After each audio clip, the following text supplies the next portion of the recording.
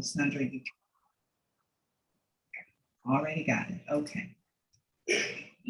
We'll begin this event by acknowledging that the University of Illinois at Chicago resides on the traditional territories of the Three Fires people, the Ojibwe, the Odawa, and the Potawatomi. The area was also the site of trade, gathering, and healing for more than a dozen other Native tribes. By making a land acknowledgement, we recognize that Indigenous peoples are the traditional stewards of the land that we occupy now, living here long before Chicago was a city and still thriving here today. As we work, live, and play on these territories, we must ask what we can do to right the historic wrongs of colonization and state violence and support Indigenous communities' struggles for self-determination and sovereignty. So today's topic is a response to what we all witnessed in September and what shocked all of us. And that was those pictures, those images of the brutal, inhumane treatment of Haitian migrants by Custom and Border Patrol agents on horseback at the US-Mexico border. The images highlight both the current and historical treatment of Haitian migrants and the numerous crises in Haiti that have led men, women, and children to take such risks to come to the United States.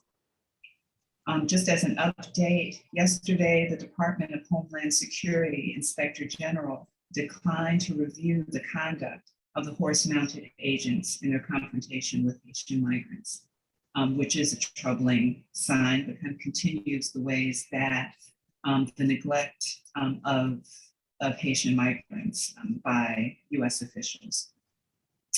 Our guests today will help us to put these events into critical and historical context. And they'll also help us to explore the ways that cultural forms provide ways to examine, process, and challenge the issues that face Haitians and Haitian Americans. Today, I'm happy to welcome Elsie Hernandez and Carlos Bossard to the Black Table Talk. Elsie Hernandez is the founder and current president of the Haitian American Museum of Chicago, which opened its doors on November 18th in 2012. She was born in Port-au-Prince, Haiti, and immigrated to New York in 1966.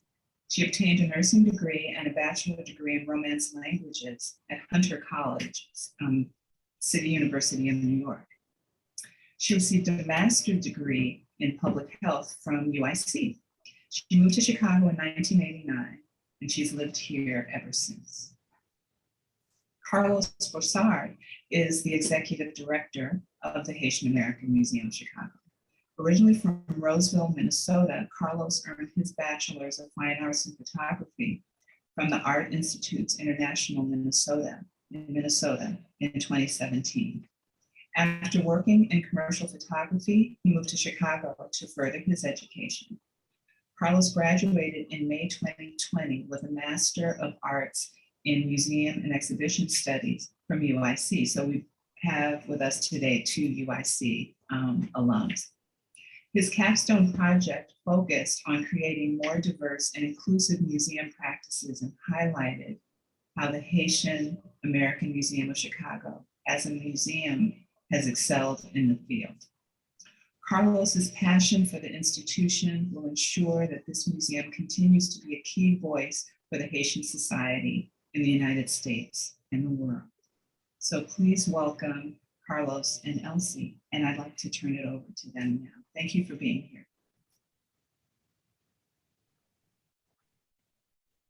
Hello, good morning, everyone. Thank you, Cynthia, for the fantastic intro. It's great to be here with you all. And we have Elsie, Miss Elsie Hernandez here as well, president and founder. So good to see everyone. Thank you for being here.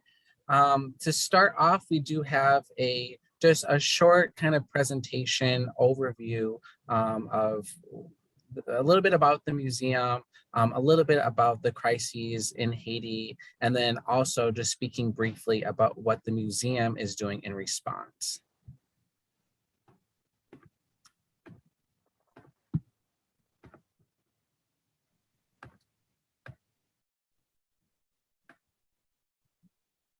All right. So it's our fabulous logo. We are the Haitian American Museum of Chicago.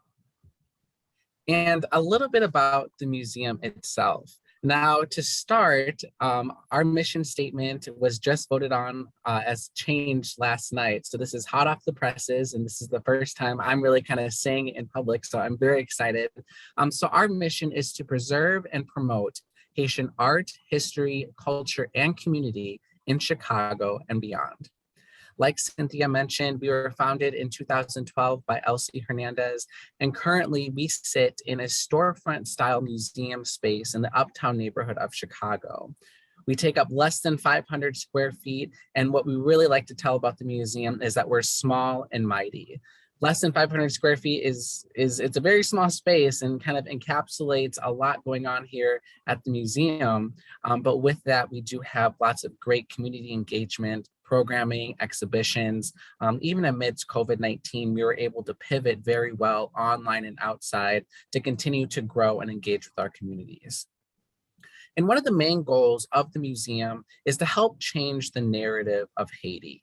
As we know, and the reason why we're here today is there are a lot of negative things in the media. Historically, you know, Haiti has been a very complex place in society, but the museum here likes to talk about Haitian society in two ways, and with two words: resiliency and vibrancy. And so we really like to uplift those two words. And, you know, the museum is really a space for people to come in, be educated, and again, help change their perspective and narrative of what they think and know about the country.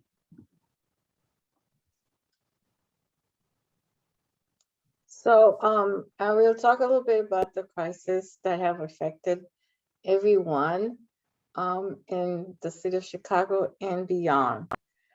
The media and the pictures that you see not only touch the Haitians in here in the United States, but also Haitians in Haiti. Despite the fact that the Haitian people in Haiti are going to various systematic issues and human rights issues in Haiti itself, but to see that a land of a dream for them to come to the United States, and then this is the picture that they see that are being treated at the border, have a double jeopardy for them. It's like, is this the country we want to go to? This is the dream country we have seen. Is this what our people going through? Is it worthwhile? And all of them, to be honest with you, is doing the same thing as all immigrants are going all over the world, is to find a better life. So the immigrants at the Texas-Mexican border, it started a little bit of back of history. The reason why they ended up in Texas and Mexican border is because of the after effect of the 2010 earthquake that happened. And the world came to Haiti and kind of empathetic and sympathetic to the tragedy that happened. Over 100,000 of people had died during that earthquake. So many countries, especially the South American countries, because as you know, I don't know for history, Haiti had helped the South Americans during to liberate their country when United States would not help them. And the second country that was liberated, was free, was Haiti. So we were the second republic in the Americas. So therefore, the South Americans, not own, but at least recognize that Haiti was part of their liberation and assisted them in their liberation. Therefore, after the earthquake of 2010, countries like Brazil, Chile, Colombia, and so on, extended visa to individuals. And what they did was they provided a free passage to their country without having a structure for them to survive in the country. So because the people had lost their home and it was a way to be in a new land, many of them had sold all their belongings and their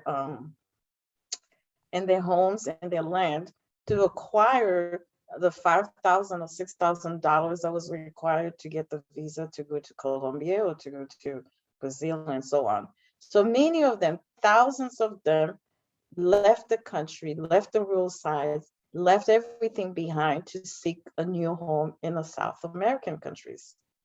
Well, after a while, it's been 9 years, the countries in South America have not made any recourses to make sure that these immigrants, Haitian immigrants, have the proper documentations to really survive and provide for their families. So the next best thing too is to go to the land from South America, travel to Central America, and get to Mexico and end up at the border. This trip takes months to do because they have to go through different borders in the South America, but by the time they reach Guatemala and to get here in the border. So that's the background of why these families, individuals end up at the border. They ended up at the Texas bridge, in which we saw the pictures that the immigration policies that Trump had already originated did not change under Biden. Unfortunately, people have the perception suddenly the Democrats are in and Trump is gone, therefore the immigration policy is over. That's not the case.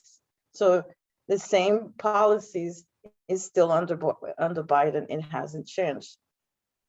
So that's the story with the Texan-Mexican border.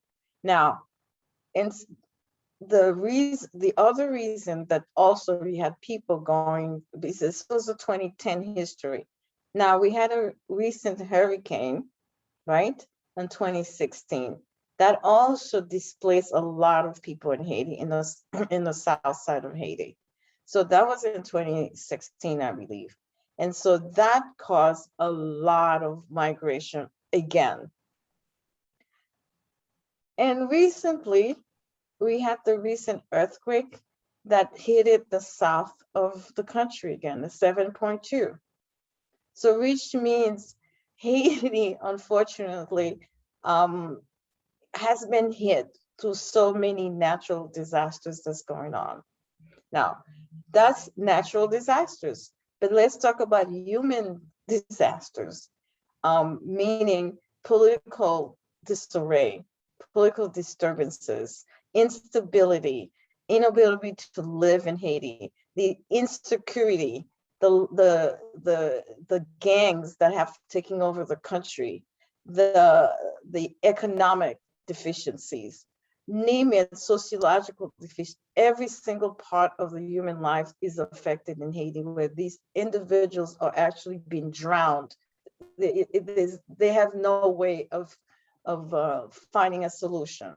On top of it, we experienced in July 7th, the assassination of the president itself, Moise. And until now, they haven't had a solution to it. They haven't found the person that really planned on the assassination. So it's causing, in addition, a lot of political demonstration. The people of Haiti are really tired. They're asking for justice by the Haitian government. And so far, it's still in the same conditions. So mind you, if you had all these things, Haiti is in desperate crisis. So, you know, the border is one, the hurricanes, the earthquakes, and the assassinations, and the fact that the corruption of the government is really making life impossible for the people in Haiti. So if I were to say, if any country will provide them a passport to go through, that's exactly what they will do. From a personal experience, I've met with a family that crossed the border, beautiful family of a husband, a father, a mother, a 6-month-old baby, and a 5-year-old. They did this trip. Now, the mother apparently had just given birth prior to her trip. to take this road. So the baby survived exclusively on breastfeeding, on breast milk, which and looks gorgeous, healthy, wonderful looking baby, beautiful looking baby. I wish I had the picture right now to show you, beautiful baby. And so is the 5-year-old, very happy, very smiley. I have no idea how they did this trip because they have to cross rivers, water, mountains, and so on and so forth. But that's to tell you, Carlos mentioned that the vibrancy and the resiliency of the Haitian people is beyond belief, beyond belief. The fact that people are surviving and they're risking their life to come to a land of opportunity. And that's what United States represented, not only in Haiti, in the world. It's the land of immigrants. It's the land of opportunity. It's the land of open doors. It's the land that, you know, the kids could have an education, could have a future. That's what every human being is looking for. You know, we talk about the hierarchy of needs. You know, these individuals don't have the basic needs. So, and that's why they seek other places to be there. They don't mean to be a burden. They don't mean to come to a burden to United States. These are hardworking people, resilient people. Give them a job, they'll do it. So, unfortunately, due to policies that are there, in addition to racism, of course, right? So we have to say that. But I must say, I have spoken to my Mexican counterparts. This is not new, okay? It's just captured by the Haitian migrants that are at the border, but the Mexican migrants also have suffered this and also have suffered death in the journey to go to come to United States. But this recent pictures is very telling of what's going on the border, not only to the Haitians, but also to other migrants that are crossing the border.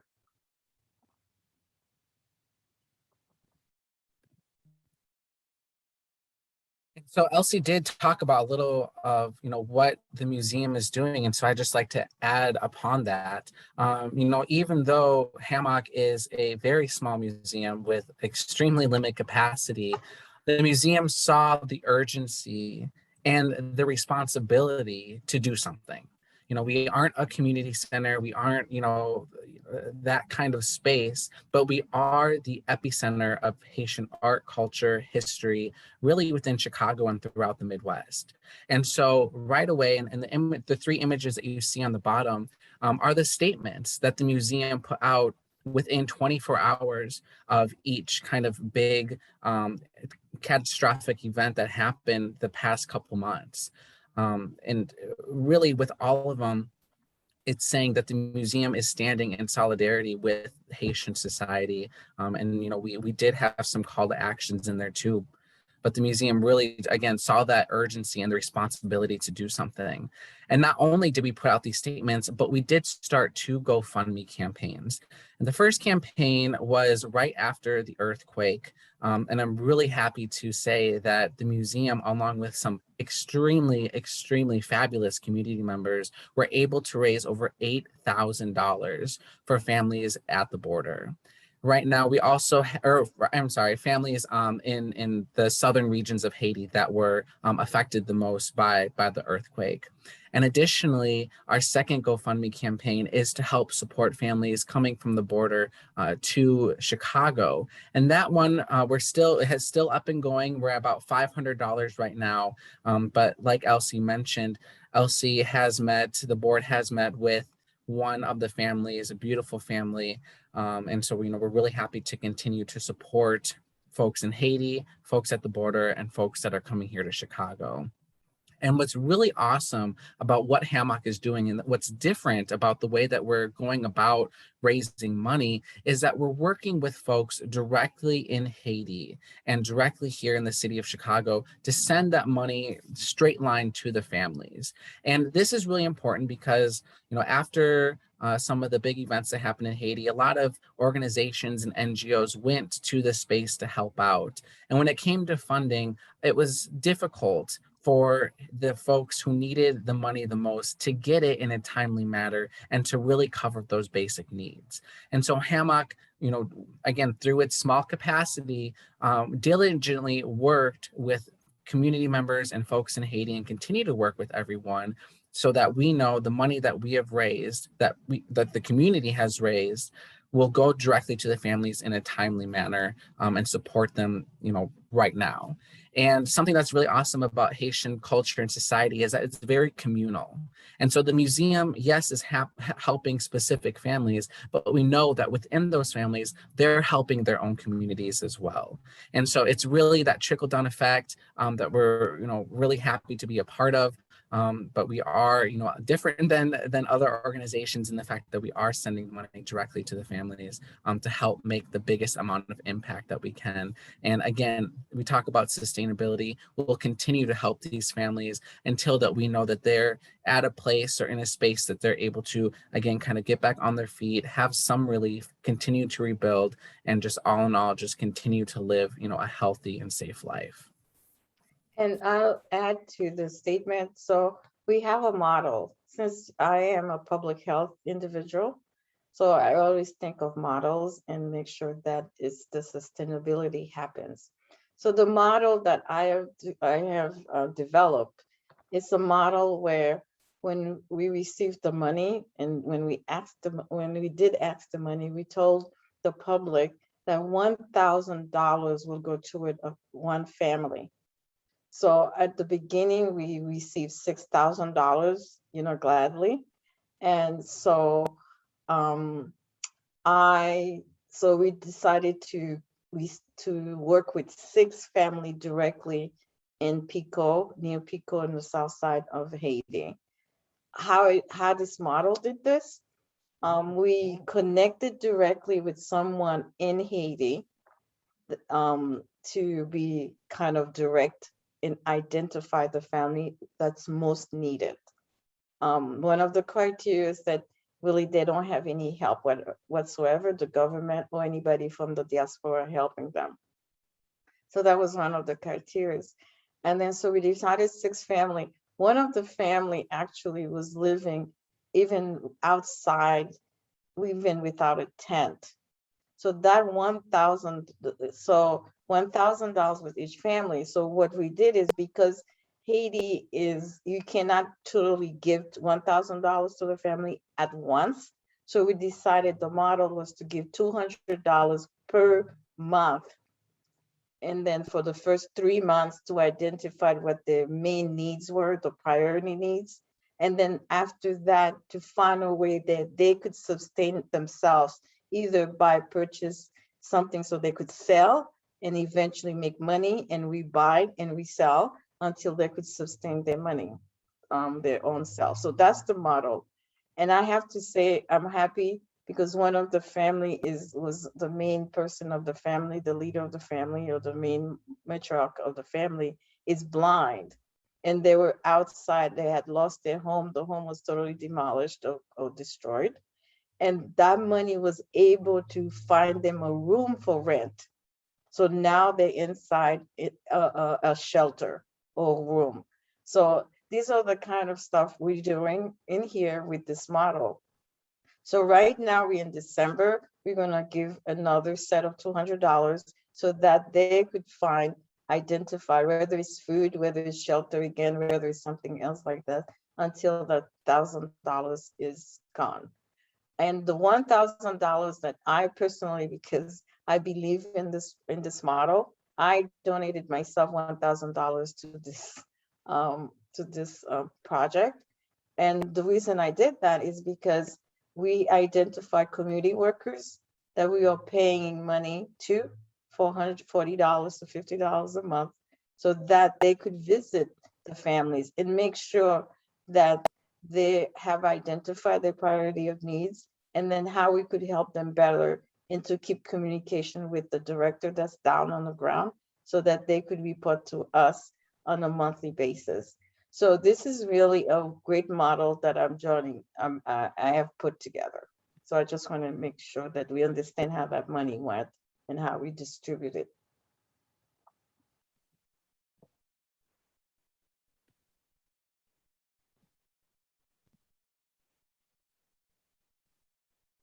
So with that, if we have any questions, we open it for discussion as it is a round table. It's not about lecturing. It's about changing of ideas and changing this. And is the model work? Do you have any additional ideas on what the model should look like? I'm not a scientist, but I do believe that there need to be a structure when you're helping people abroad, like a country like Haiti. Any questions, concerns, comments? I heard about the comments of breastfeeding. So I'm not sure who put that comment in, but hey, kudos to you. Because my background, I'm a lactation consultant by profession. So that was my role to promote breastfeeding throughout Chicago. And so I worked in many hospitals, Lutheran General, Illinois Masonic, St. Bethany when it was open. And all I did was trying to push breastfeeding, increase the breastfeeding rate. So breastfeeding, to hear that story, it was the most touchy. Now, Carlos, if you could find that picture for me, just to show how beautiful that baby is on exclusively breast milk, guys, you'll flip out. It was so beautiful. So thank you for making that comment. Yes, Sarah. You muted. I would like to know about how did the family get here? How did they get across the border? What's the difference between them and all the people who were stopped? Oh, so they all crossed the border the same way, walked to cars, pay buses to get to the next border. So they go from border to border. Each border they have to enter, they have to pay a fee because it's a different country. So they pay their way out. How do they get the money? I think they have connections. For example, this family has a little bit of connection here in Chicago. So perhaps they have helped them to pay their way to each border. Why are they different? It's not a matter of luck, but they have to answer the questions correctly by the officer at the border. If they feel like there is no way they are allowed, if they're not answering the questions properly, they don't get in. They have to have a contact in the United States. Fortunately, this family had a contact. So they're not there yet. They're in parole. So they haven't given them full access to the United States. They have to go back to the judge, to a court system and see, and at that time, they will determine whether they stay or be deported. So it's a temporary fix. It's not a full fix for all of them. We have that image that we can share, Elsie. Yes. What's this baby? So cute.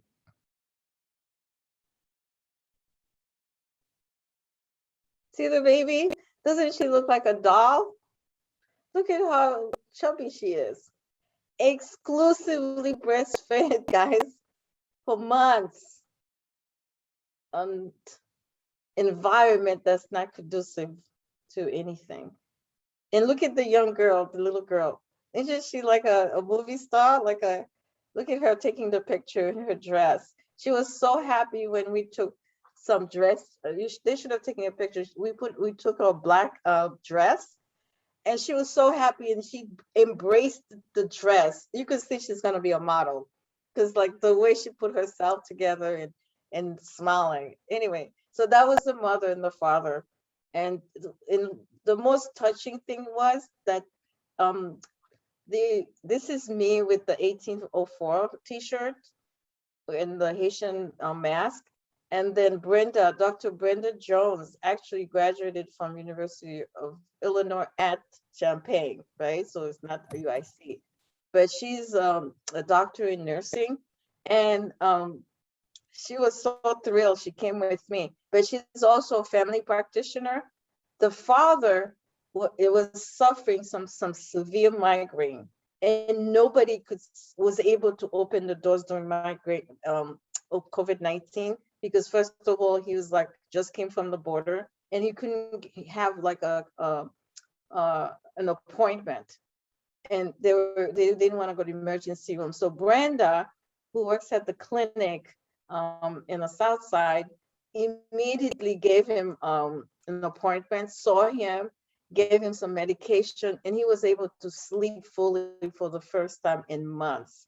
So that's the kind of community. I mean, I'm a community health public health person, but so I bring that to the museum. So it was upon myself to visit this family. So we brought them food, we brought them clothing, and the envelope that you see the babies looking at was $200 cash. Isn't that the baby look? I mean, she could be a model of a baby. She looks like a doll. But anyway, thank you, Carlos. I'm in love with her, so that's okay. Thank you, Carlos. Do you guys agree or not? I'm like, look at this baby. I mean, that's what like breast milk does, right? It's just so enriching, and babies get like gorgeously chunky and, you know, well nourished on breast milk when that happens. So that's a perfect picture of that. The person who asked about breastfeeding stories is no longer in our meeting, but it raises this really interesting question. I don't know if the museum is doing anything about capturing stories, collecting stories of migration, migration experiences. Could be breastfeeding stories. It could be, you know, there are all kinds of stories I know that migrants might have. I'm curious if you all are thinking about collecting any of it. Yeah, so, you know, it's actually something that will be happening here within the next 2 or so weeks. But a while ago, we have a community member, and again, a friend of the museum. Her name is Dr. Courtney Joseph. And during her PhD dissertation, she actually created the first ever Haitian oral history collection. And, you know, she sees the value of HAMOC. She sees, you know, how HAMOC can continue to help share experiences and share stories. And so she actually donated her oral history collection to the museum.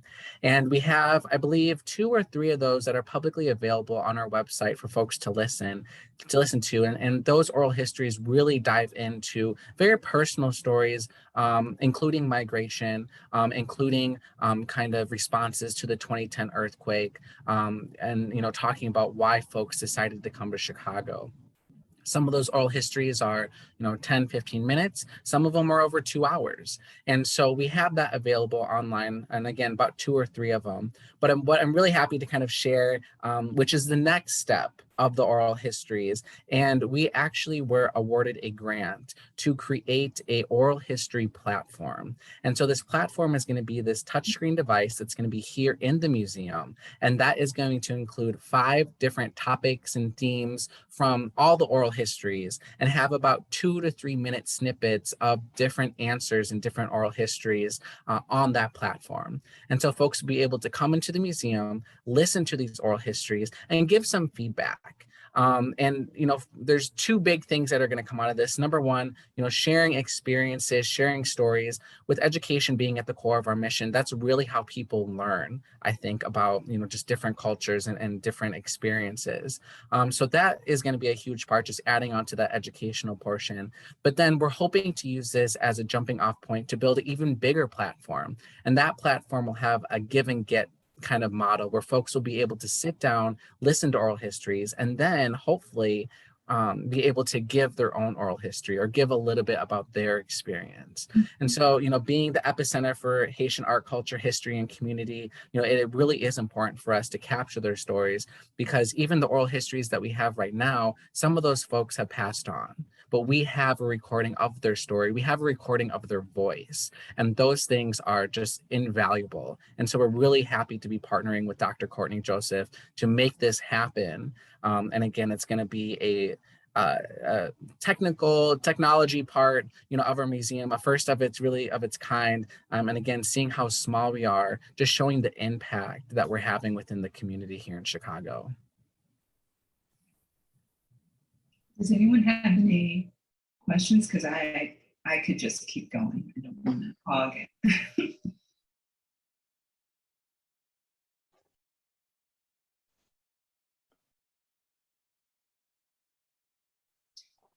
So in terms of the impact, it's amazing that such a as you point out, such a small institution has so many, is moving in so many directions, right? It's kind of working on a lot of fronts. And so I want to make sure that we, have ways for anyone who's here and those who weren't able to attend to participate, both in terms of the GoFundMe that you have, and also the current exhibitions and other ways for people to get involved with the museum. Do you want to talk about other things that you have going on, especially if you have a current exhibition or an upcoming exhibition? Yeah, so there's lots of ways for folks to get involved. Again, education at the core of our mission. We really do welcome any students, academics, professors to come into our space and utilize our temporary exhibit and our permanent exhibit. And with our permanent exhibit, we do have interactive labels, and those were created by a PhD student that came through the museum that really make some education accessible right to people when they're looking at the image. So we have those available, as well as right behind me we have our specialized Haitian library. The catalog is available online as well, and we invite anyone to go check out that catalog. If they see a book or something that catches their eye, they're more than welcome to come into our space and utilize that resource. Exhibition wise, even amidst COVID-19, we're able to keep on schedule and changing our exhibition space every quarter. And so right now we do have a very timely exhibit that comes from the Waterloo Center for the Arts. And we partner with them every year for them to bring some of their art pieces to our space. And the exhibit is called Prayers for Haiti. Again, a very timely exhibition that was put together. And it is a remembrance, but also a call to action about the past earthquake and hurricane, but then also kind of the current events that are going on. And so within the exhibit, it only has a few pieces, but the pieces are extremely powerful. Again, a remembrance of what happened in Haiti and what's happening in Haiti, but then also speaks about the religious aspect, Vodou, that Haitian society really captures as an important part of their culture. And so within the exhibit and the paintings, you'll see a lot of loas, which are gods or goddesses in Haitian Creole. So you'll see that impact that religion has on Haitian society and how important it is to Haitian society, especially as they're going through these events. So that's going to be here until the end of December. And again, we're going to switch it up at the first of the year. Another really great way to get involved is our upcoming gala fundraiser, which is going to be happening on December 3rd. And this year, again, just to make sure everyone is safe and healthy, it is going to be virtual. So it's going to be very accessible to everyone. You can find more information and tickets on our website, which is www.hamoc.org. And, all of that being said, just make sure to come to visit the museum. We're a hidden gem in Uptown, and lots of folks, whether they be guests or volunteers or interns, really started their journey with Haiti by walking, back and forth, just seeing the outset of our museum, not really knowing what is here. And so we like to call ourselves that hidden gem because, people don't really know where we are, but once they do, it really opens a lot of doors and opportunities for them to engage with the work, engage with the space, and again, educate themselves, help change that narrative about Haiti and Haitian society. And I will add this to programs that are coming up this week.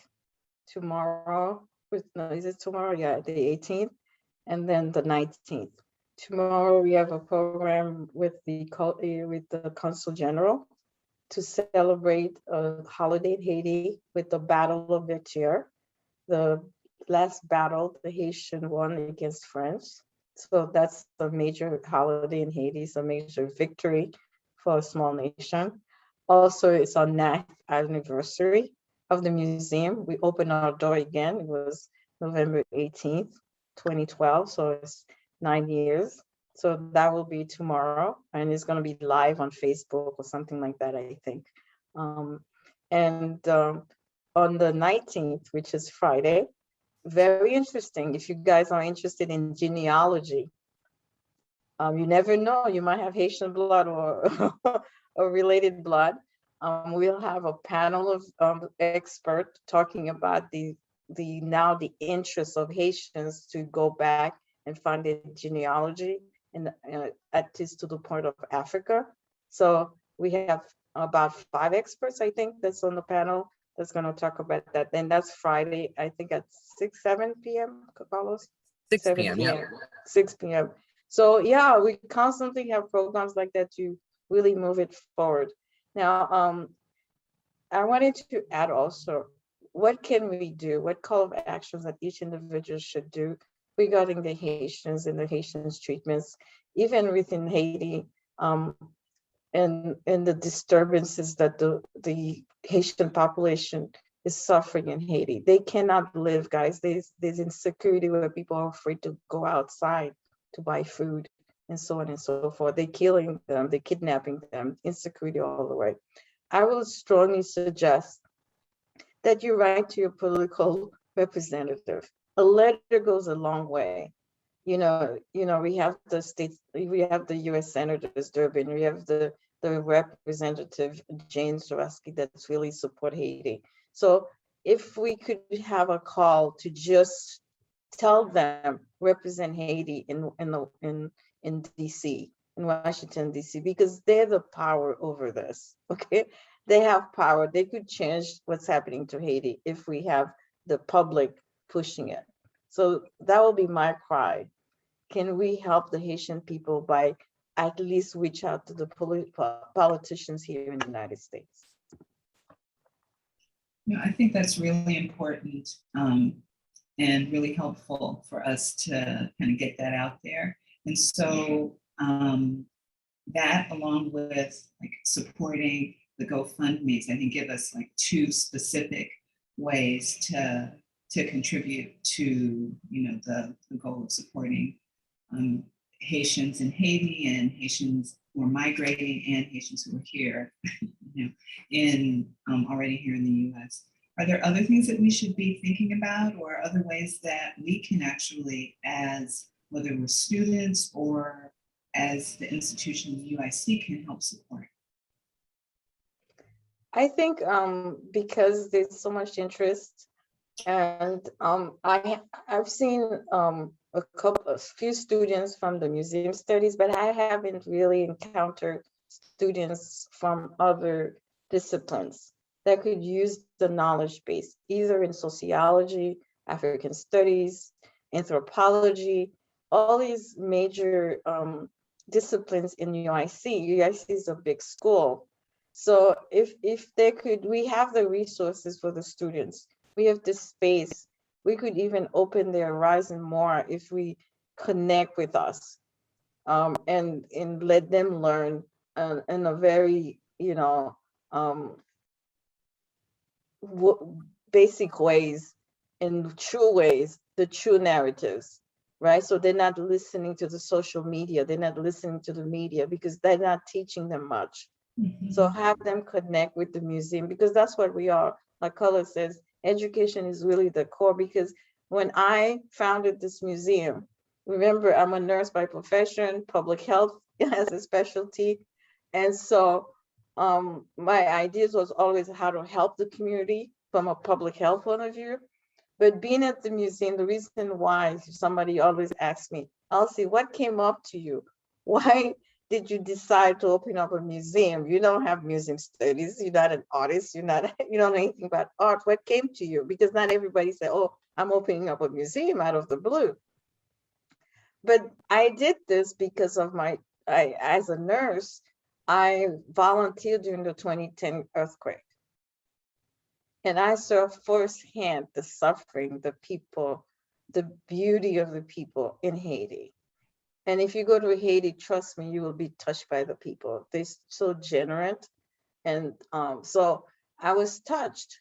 So then that's what I came in. I was touched by the poverty and everything else that's happening in Haiti. So the only way I could say, how do I help? As an individual, just like you're asking Dr. Blair, how do we help? So I was saying, how do I help as a Haitian-born citizen? I could have been there myself. I could have been a poor person there. I could have been the one. So how could I help my people? And I'm like, well, I don't have millions of dollars, right? Billions of dollars. I can't give them homes. I can do. So I came to realize, why don't I Elsie, encourage people to learn about Haiti, the positive aspect of Haiti, the positive history, the positive culture, the positive art, because Haiti in the Caribbean is the epicenter of art, history, culture, name it, is Haiti. So that's why I decided to do it without having any whatsoever knowledge about museum or art. I said the reason why I decided museum, because if you go to Museum of Anthropology, Museum of Art, Contemporary Museum, Art Institute, Museum of Science Industry, what is the purpose? They're educating you to your visual, to your senses, and you learning through your senses. So that was my reasoning of opening a museum. People are not gonna wanna hear Haiti has great history, Haiti has this. They wanna see it for themselves. They wanna hear it, they wanna see it, they wanna touch it. And museum is the only venue that does that with the human person. And so that's why, from a personal, this is why I opened up the museum. So with that being said, so education, promoting it, the historical part of it, the cultural, the art. So I will, Dr. Blair, I will definitely ask that perhaps you communicate with other disciplines within the university to see if the faculty could be engaged more with the Haitian American Museum, because we are there for that, to help the new generation learn more in a very tangible way. No, and I think you're absolutely right. And I think what I think both of you have mentioned about changing the narrative, and often that narrative comes not through like this historical, like I'm a historian, so I tend to focus on history, right? So I'm not gonna, I don't want to put down my discipline, but the truth is people are moved largely, not necessarily moved by the way that we talk about what happened in the past, but what you're saying, the kind of felt way that people respond to, whether it's stories, like you're doing the oral histories, whether it's art, whether it's like cultural forms, all of those are ways to really draw people into understanding a culture, a history, and its significance, both, locally and globally. And I mean, as you point out, Haiti is so central to like so much, diasporic culture. I'm gonna argue with you though that Jamaica rivals that Jamaican. So I'm gonna argue. Really? Competes with you on that front. But I'll be Well, nice. except maybe because of Bookman, right? Because they say Bookman came from Jamaica, right? Yeah. There you go. There's a connection. But yeah, I think I really appreciate the concept of changing the narrative and how we're all kind of engaged in that struggle. Whether that narrative is, Trump's as whole countries, right? Just that way of kind of talking about Black nations globally, or whether it's just this idea that the kind of invisibility of the beauty of culture, like how do we bring that into the dialogue about Haiti and other countries. Absolutely, and and to put the icing on the cake,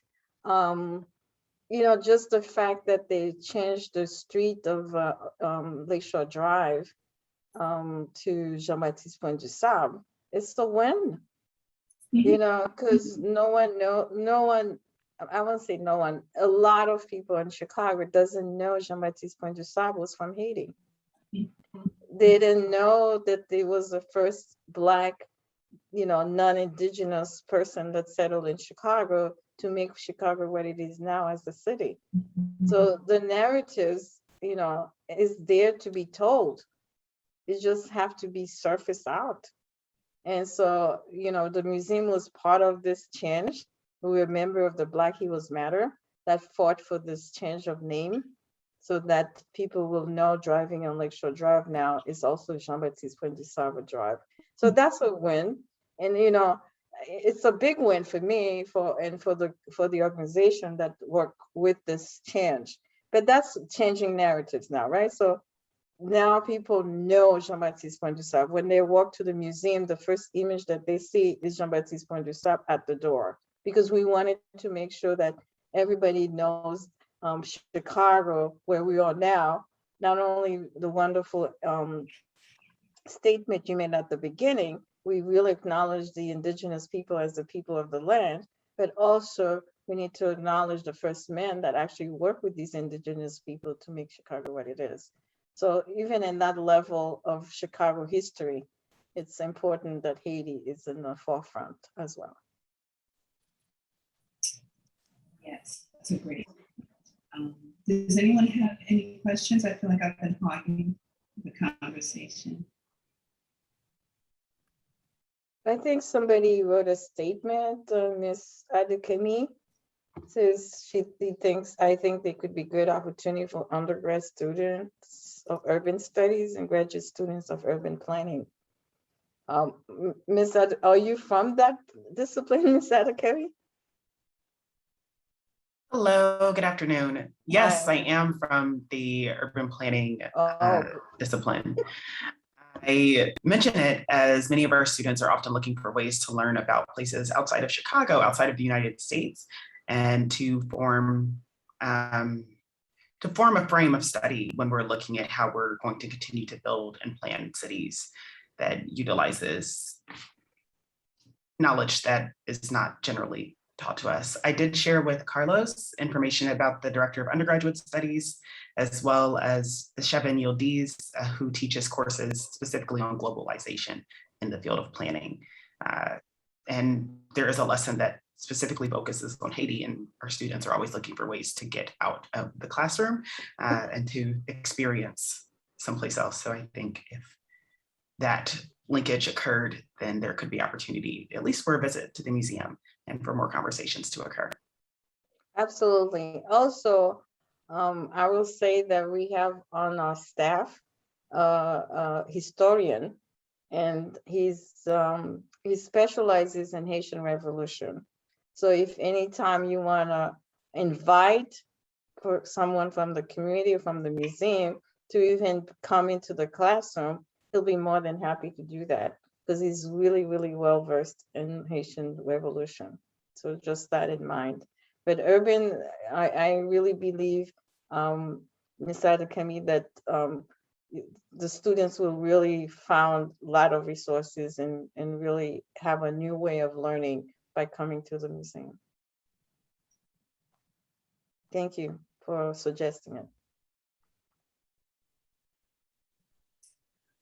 Well, I hate to say it, but we are at time.